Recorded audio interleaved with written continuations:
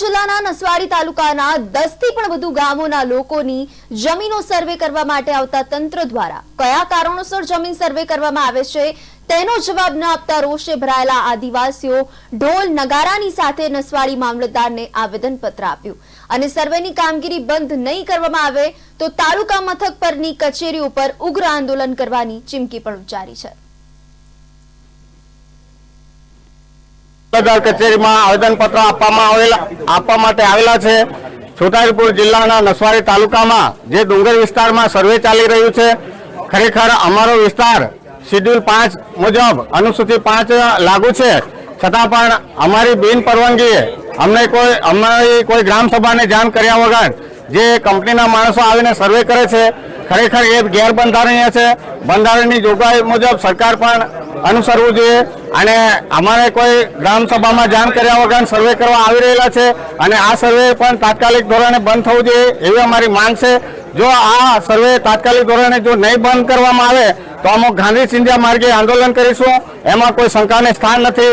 અત્યારે અમે 500 માણસો જેટલા આવેલા છે અને આવનાર સમયમાં અમારી જો માંગ નહીં સ્વીકારવામાં આવે તો હજારોની સંખ્યામાં રોડ રસ્તા પર ઉતરી આવીશું અને અમે બિરસા મુંડાના વંશજો છે જે ઉલગુરાન જે આગળ ચાલ્યું હતું એ પણ અમે કરવા તૈયાર છે। જોહાર જય આદિવાસી।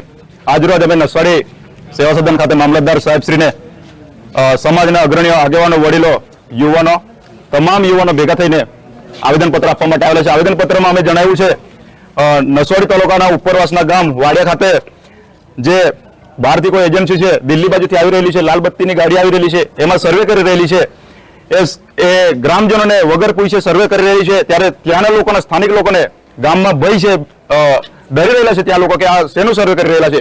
ત્યારે અમારો વિસ્તાર બંધારણની 244 એક અનુસૂચિ 5 વિસ્તારમાં આવે છે, ત્યાં અમારા વિસ્તારમાં 5મી અનુસૂચિ પણ ઓલરેડી અમલમાં છે।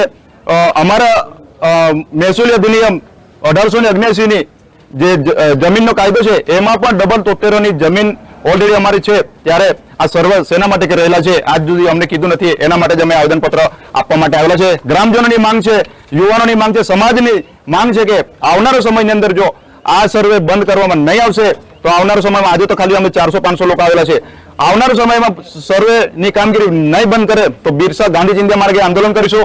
સાથે સાથે જરૂર પડશે તો બિરસા મુંડાના વંશજો છે, અમે બિરસા મુંડાના રાહે ચાલનારા લોકો છે, ઉલગુલન કરવાનું થશે ત્યારે હજારોની સંખ્યામાં રોડ રસ્તા પર ઉતરી આવીશું। એ જ અમારી માંગ છે। એટલે આ સર્વે તાત્કાલિક ધોરણે બંધ કરવામાં આવે એવી અમારી માંગ છે। જોહાર। એટલે આદિ અનાદિકાળથી વસનારો માણસ, ઇતિહાસની અંદર સાબિતી છે અમારી, અને અમારા સાકરપી જૂથ ગ્રામ પંચાયતની અંદર લાલબત્તી વાળી ગાડી દિલ્હીથી આવે છે એવું છે। એટલે એ સર્વે બંધ થાય એનું આવેદનપત્ર અમે મામલતદારશ્રીને આપ્યું અને જે બી વડીલ નેતાઓ છે એમને જણાવું છું કે અંદર અમને ગુંગળામણમાં ના રાખે, જે હોય તે હકીકતમાં જણાવે કે સર્વે હાનું છે અને કઈ રીતે પ્રોજેક્ટ એ ઊભું કરવાના છે એ બધી માહિતી આપે, એના માટે